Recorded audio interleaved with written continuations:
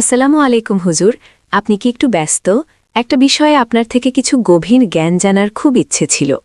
ওয়ালাইকুম আসসালাম মা। না, আমি মাগরিবের আগের সময়টাতে একটু নির্জনে আল্লাহর সৃষ্টি নিয়ে ভাবি। বলো, তোমার মনে কি প্রশ্ন জাগল? হুজুর, সামনেই তো রমজান।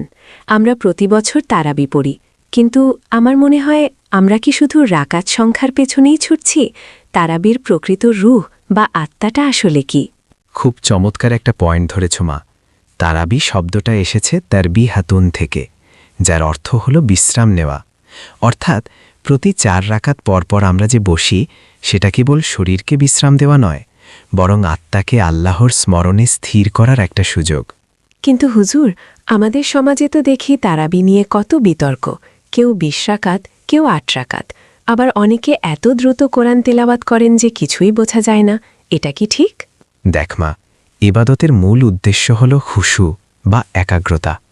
তুমি যদি 1000 রাকাত পড়ো কিন্তু তোমার মন বাজারে পড়ে থাকে, তবে সেই নামাজের ওজন কতটুকু? রাসূলুল্লাহ সাল্লাল্লাহু আলাইহি ওয়াসাল্লাম এবং সাহাবায়ে কেরাম যখন তারাবি পড়তেন, তখন তাদের এক একটি রাকাত হতো দীর্ঘ। কোরআনের প্রতিটি আয়াতের মর্ম উপলব্ধি করে তারা কাঁদতেন। দ্রুত পড়ার প্রতিযোগিতার নাম তারাবি নয়। হুজুর, একটা খটকা লাগে। অনেকে বলেন তারাবি না পড়লে রোজা হবে না। এটা কি সত্যি? না মা, এটা ভুল ধারণা। রোজা হলো ফরজ ইবাদত, আর তারাবি হলো সুন্নতে মুআক্কাদা। তবে রমজানের পূর্ণ বরকত পেতে হলে তারাবির কোনো বিকল্প নেই। রাসূল সাল্লাল্লাহু আলাইহি ওয়াসাল্লাম বলেছেন, যে ব্যক্তি ঈমানের সাথে সওয়াবের আশায় রমজানের রাতে কিয়াম নামাজ করবে, তার পূর্বের গুনাহ মাফ করে দেওয়া হবে। এখন তুমি চিন্তা করো, এই বিশাল পুরস্কার কি আমরা শুধু দ্রুত সেজদা দিয়ে অর্জন করতে পারবো? আপনি ঠিক বলেছেন। আচ্ছা হুজুর, মেয়েরা কি মসজিদে গিয়ে তারাবি পড়বে নাকি ঘরে? আমাদের অনেকের মনে এটা নিয়ে দ্বিধা থাকে।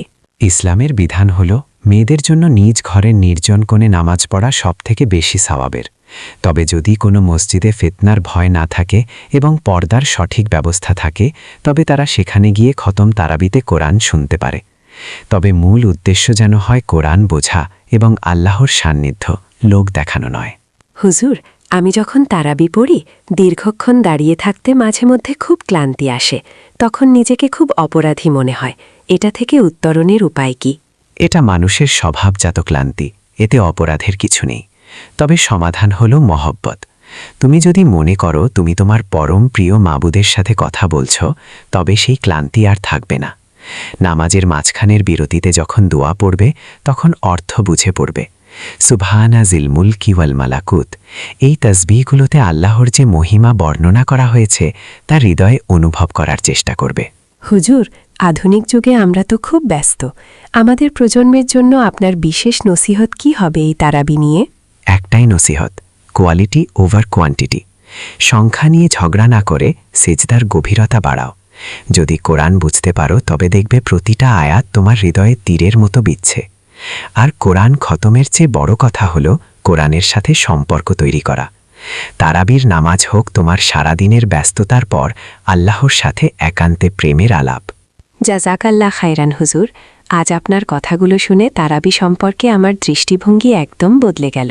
আমি শুধু রাকাত গুনব না, আমি এখন থেকে প্রতিটি সেজদায় শান্তি খোঁজার চেষ্টা করব। হুজুর, আজানের আগে একটা শেষ কথা। আমরা তো দেখি হাফেজ সাহেবরা খুব দ্রুত খতম তারাবি পড়েন, কিন্তু আম্মু বলেন ঘরে সূরা তারাবি পড়লেও সমান সওয়াব। এই খতম আর সূরার মধ্যে কি কোনো বড় পার্থক্য আছে? মা, কোরআন পড়া এবং শোনা দুটোই ইবাদত।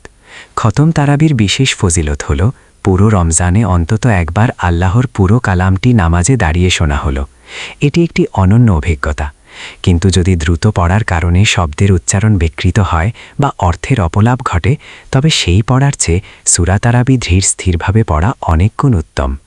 মনে রাখবে, আল্লাহ আমাদের হৃদয়ের আকুতি দেখেন, গতির প্রতিযোগিতা নয়।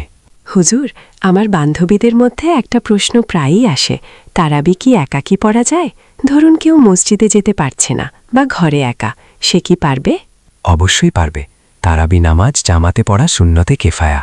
তবে কেউ যদি একা পড়তে চায়, তবে সে একা পড়লেও সুন্নাহ আদায় হয়ে যাবে। এমনকি যারা কোরআনের হাফেজ নন, তারা ছোট ছোট সূরা দিয়েও দীর্ঘ সময় নিয়ে নামাজ পড়তে পারেন। গুরুত্বপূর্ণ হল নামাজের ভেতর আল্লাহর সাথে কথোপকথনের সেই অনুভূতিটা ধরে রাখা। আচ্ছা হুজুর, অনেক সময় দেখা যায় তারাবি পড়ার পর মানুষ খুব ক্লান্ত হয়ে পড়ে এবং শেষ রাতের তাহাজ্জুদ পড়ার শক্তি পায় না। তাদের জন্য আপনার পরামর্শ কি? খুব গুরুত্বপূর্ণ প্রশ্ন। আসলে তারাবি এবং তাহাজ্জুদ দুটোই কিন্তু রাতের ইবাদত বা কিয়ামুল লাইল।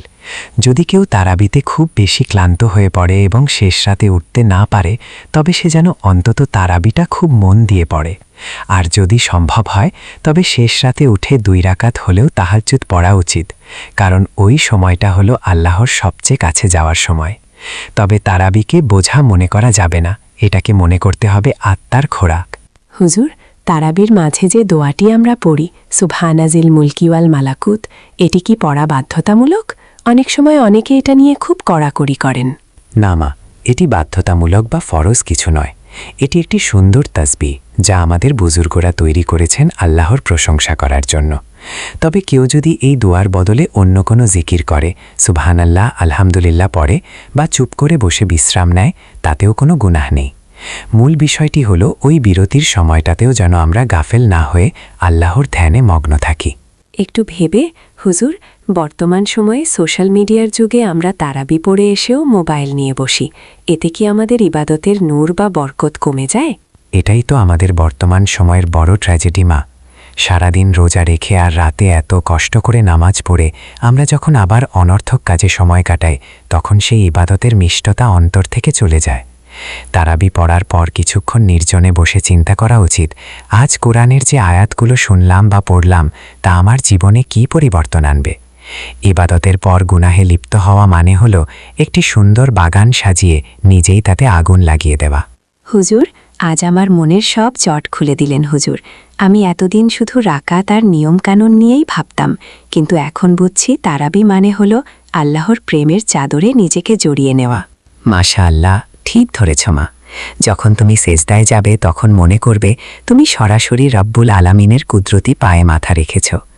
এই অনুভূতি যখন আসবে তখন 1 ঘন্টা কেন, সারা রাত দাঁড়িয়ে থাকলেও তোমার আর ক্লান্তি লাগবে না। আজানের সময় হয়ে গেছে মা, যাও অজু করে নাও। আল্লাহ আমাদের এই রমজানকে কবুল করুন। আমিন। আসসালামু আলাইকুম হুজুর। ওয়ালাইকুম আসসালাম ওয়া রাহমাতুল্লাহ।